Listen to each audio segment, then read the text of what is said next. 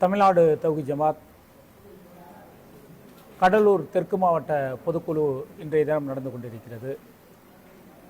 இந்த பொதுக்குழுவில் தமிழ்நாடு தௌஹீத் ஜமாத் சார்பாக அண்ணல் நபியே அழகிய முன்மாதிரி என்கின்ற ஒரு செயல் திட்டத்தை கையில் எடுத்து 10 மாத செயல் திட்டமாக தமிழகம் முழுவதும் தமிழ் பேசக்கூடிய மக்களிடத்தில் உயிரினும் மேலாக மதிக்கக்கூடிய நபிகள் நாயகம் அவர்களுடைய வாழ்க்கை வரலாறை கொண்டு செல்லக்கூடிய செயல் திட்டத்தை நாங்கள் கையில் எடுத்திருக்கின்றோம்.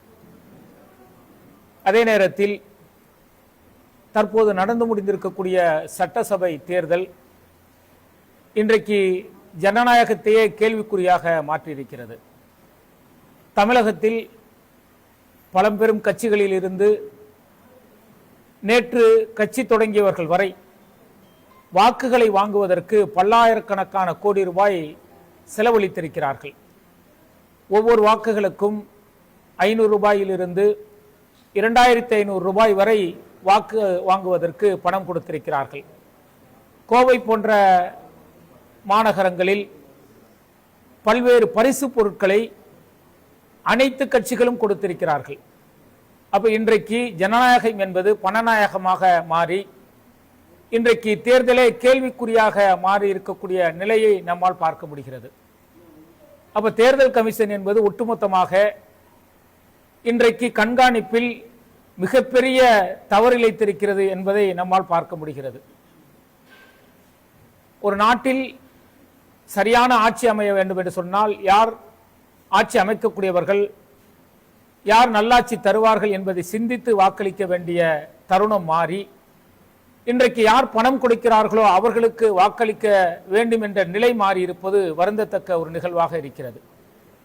அப்ப இன்னும் பல தொகுதிகளில் பார்த்தீங்க அப்படின்னாக்க சட்டசபை தேர்தலில் வாக்குக்கு பணம் கொடுக்கக்கூடிய நிலையை நாம் பார்க்கின்றோம். இதே நிலை நீடித்தது என்று சொன்னால் ஜனநாயகமே கேலிக்கூத்தாக மாறிவிடுமோ என்கின்ற அச்ச உணர்வு எங்களுக்கு இருக்கிறது. அடுத்ததாக தமிழகத்தில் மே 4ஆம் தேதிக்கு பிறகு யார் ஆட்சி அமைப்பார்கள் என்பது தெளிவாகிவிடும். தமிழ்நாடு தௌஹீத் ஜமாத்துடைய 20 ஆண்டு கால கோரிக்கை எங்களுக்கு வழங்கப்பட்டு கொண்டிருக்கக்கூடிய அந்த 3.5% இடஒதுக்கீடை 7% உயர்த்தி வழங்க வேண்டும் என்பதை நாங்கள் பலகட்ட போராட்டங்கள் மூலமாகவும் மாநாடுகள் மூலமாகவும் ஆளக்கூடிய அரசுக்கு நாங்கள் வலியுறுத்தி வருகின்றோம். யார் ஆட்சிக்கு வந்தாலும் உடனடியாக எங்களுடைய இந்த கோரிக்கையை கவனித்து சிறுபான்மையினர் வேலை வாய்ப்பிலும் கல்வியிலும் உயர வேண்டும் என்று சொன்னால் இந்த இடஒதுக்கீடை உயர்த்தி வழங்க வேண்டும் என்பதை இந்த நேரத்தில் நாங்கள் கேட்டுக்கொள்கின்றோம். அதே போல 3.5% இடஒதுக்கீடு 20 ஆண்டுகளாக தமிழகத்தில் நடைமுறையில் இருக்கிறது. அப்ப இந்த இடஒதுக்கீடு மூலம் சிறுபான்மையினர் இஸ்லாமியர்கள் எவ்வளவு வேலை வாய்ப்பை பெற்றிருக்கிறார்கள் என்கின்ற அந்த வெள்ளை அறிக்கையை தமிழகத்தில் யார் ஆட்சி செய்ய போகிறார்களோ அவர்கள் வெளியிட வேண்டும் என்பதையும் இந்த நேரத்தில் நாங்கள் கேட்டுக்கொள்கின்றோம். அதே போல அருகில் இருக்கக்கூடிய பாண்டிச்சேரியிலும் தேர்தல் முடிவுகள் வந்த பிறகு யார் ஆட்சி அமைக்கப் போகிறார்கள் என்கின்ற நிலை உருவாக இருக்கிறது. அவர்களுக்கும் எங்களுடைய கோரிக்கை என்னவென்று சொன்னால் பாண்டிச்சேரியில் என்ஆர் காங்கிரஸ் மற்றும் பிஜேபி கூட்டணி ஆட்சி இருந்த பொழுது சில மாதங்களுக்கு முன்பு இஸ்லாமியர்களுடைய வக்ஃபு சொத்துக்களை நிர்வகிக்கக்கூடிய அந்த வக்ஃபு வாரியத்தில் பிஜேபியை சேர்ந்த ஒரு நபர் RSS சிந்தனை கொண்ட அந்த நபரை அவர்கள் வக்ஃபு வாரியத்தில் உறுப்பினராக சேர்த்திருக்கிறார்கள். இதை கண்டித்து பாண்டிச்சேரியில் தமிழ்நாடு தௌஹீத் ஜமாத் சார்பாக மிகப்பெரிய அளவிற்கு கண்டன ஆர்ப்பாட்டம் நடைபெற்றது. கண்டன ஆர்ப்பாட்டத்தில் நாங்கள் கடுமையான கோரிக்கையை வலியுறுத்தியிருக்கின்றோம்.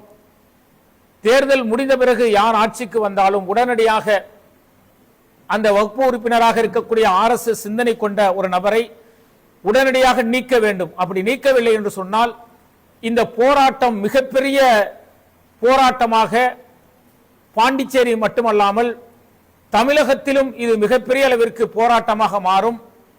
இந்த போராட்டத்தை தமிழ்நாடு தௌஹீத் ஜமாத் தமிழகம் முழுவதும் கையில் எடுக்கும் என்பதை இந்த நேரத்தில் நாங்கள் தெரிவித்துக் கொள்கின்றோம். அதே போல மணிப்பூரில் நேற்றைய தினம் மிகப்பெரிய கலவரம் ஏற்பட்டிருக்கிறது. கடந்த 2023ஆம் ஆண்டிலிருந்து அங்கு இருதரப்பினருக்கு இடையே நடைபெறக்கூடிய கலவரத்தில் பல நபர்கள் உயிரிழந்திருக்கிறார்கள். நேற்றைய முன்தினம் நடந்த துப்பாக்கி சூட்டில் குழந்தைகள் பலியாக இருக்கிறார்கள். அதற்கு நியாயம் கேட்டு பேரணி சென்றவர்கள் மீது கடுமையான தாக்குதலை ஆளக்கூடிய மாநில அரசாங்கம் நடத்தியிருக்கிறது. இதனால் மீண்டும் அங்கு மிகப்பெரிய கலவரம் உருவாகி இருக்கிறது. மாநிலத்தில் ஆளக்கூடிய பிஜேபி அரசு அந்த தோல்வியை அவர்கள் அடைந்திருக்கிறார்கள். ஒன்றிய அரசும் மணிப்பூர் விஷயத்தில் மிகப்பெரிய தோல்வி அடைந்திருக்கிறது. மணிப்பூரில் அமைதி நிலவக்கூடிய நடவடிக்கையை ஒன்றிய அரசு எடுக்க வேண்டும் என்பதையும் இந்த நேரத்தில் நாங்கள் வலியுறுத்தி கேட்டுக்கொள்கின்றோம். அதே போல கிறிஸ்துவ மிஷனரிகள் நடத்தக்கூடிய மருத்துவமனைகள், பள்ளிக்கூடங்கள், தொண்டு நிறுவனங்கள் இது போன்றவற்றிற்கு அவர்கள் வெளிநாடுகளில் இருந்து நிதியை பெறுகிறார்கள். அந்த நிதியை ஒழுங்குபடுத்துகிறோம் என்கின்ற பெயரில் சில சட்ட விதிமுறைகளை, திருத்தங்களை கொண்டு வருவதற்கு மத்திய அரசு முயற்சி செய்கிறது.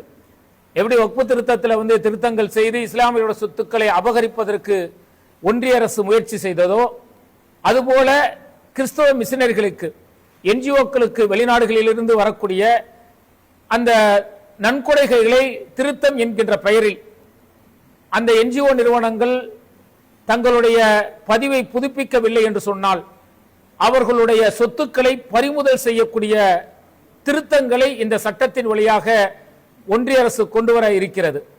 5 மாநில தேர்தலுக்காக அவர்கள் காத்திருந்தார்கள்.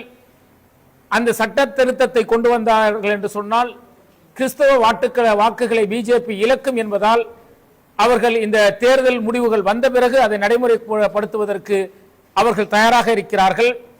அப்படி அந்த சட்ட திருத்தம் வந்தது என்று சொன்னால் தமிழகம் மட்டுமல்ல, ஒட்டுமொத்தமாக இருக்கக்கூடிய இந்தியாவில் இருக்கக்கூடிய சிறுபான்மையினருடைய உரிமைகள் பறிக்கிறது பிஜேபி என்பது தெல்ல தெளிவாகிறது.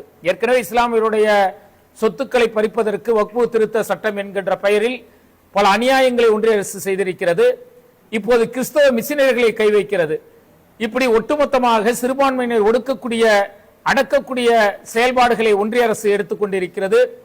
இந்த திருத்தமும் நாடாளுமன்றத்தில் வந்தது என்று சொன்னால் இதையும் கண்டித்து தமிழகத்தில் இருக்கக்கூடிய அனைத்து தரப்பு மக்களும் மிக எழுச்சியாக போராட வேண்டும் என்பதையும் இந்த நேரத்தில் நாங்கள் எங்களுடைய கோரிக்கையாக வைத்துக் கொள்கின்றோம். அல்லாஹு அக்பர், அல்லாஹு